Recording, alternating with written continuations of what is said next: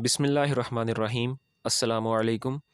आज की वीडियो में हम सीखेंगे कि किस तरह tan इन्वर्स का डेरिवेटिव का जवाब हमारे पास 1 divided by 1 plus x square के बराबर आता है। यानी कि आज की इस वीडियो में हम tan इन्वर्स के डेरिवेटिव का प्रूफ करने जा रहे हैं। तो चलें वीडियो का आगाज़ करते हैं।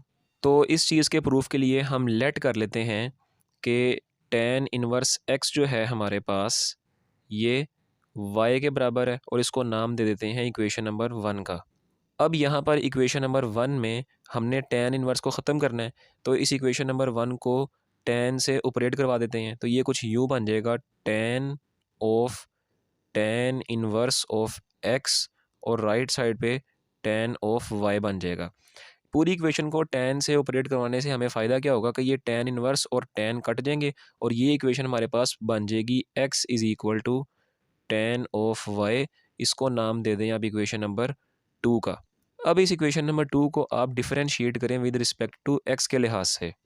तो इक्वेशन नंबर 2 का derivative with respect to x आपके पास कुछ यूँ आएगा d over d x of इस x का डेरिवेटिव और राइट साइड पे d over d x of tan y का डेरिवेटिव। अब आप सब अच्छी तरह जानते हैं derivative of x with respect to x इसका जवाब आपके पास 1 आता है और tan y का डेरिवेटिव आपके पास क्या आएगा सीकेंट स्क्वायर y और साथ में आपने एंगल का डेरिवेटिव लेना है। एंगल आपके पास है y, तो y का derivative with respect to x ये आपके पास आ जाएगा d y over d x.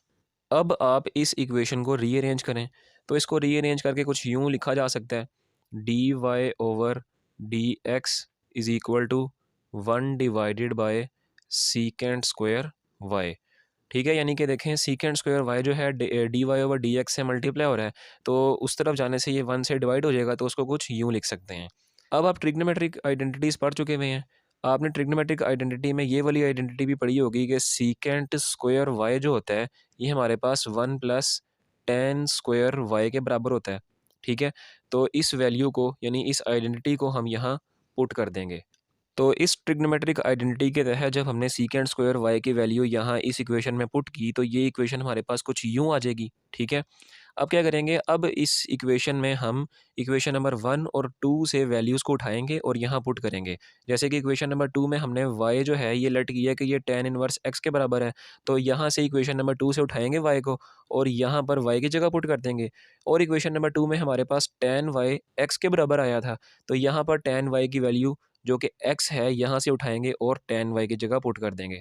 तो यहाँ लिख देते हैं from equation 1 and 2 d y over d x में y की जगह d over d x of y की जगह हम इक्वेशन नंबर 1 के तहत tan इन्वर्स को पुट कर देंगे tan इन्वर्स ऑफ x और राइट साइड पे 1 divided by 1 plus tan y इसका स्क्वायर लिया जा रहा है, तो tan y की वैल्यू हमारे पास इक्वेशन नंबर 2 के तहत x है, तो वो यहाँ पुट कर दें, तो x का भी स्क्वायर लिया जाएगा क्योंकि tan y का स्क्वायर है, तो वो कुछ u बन जाएगा।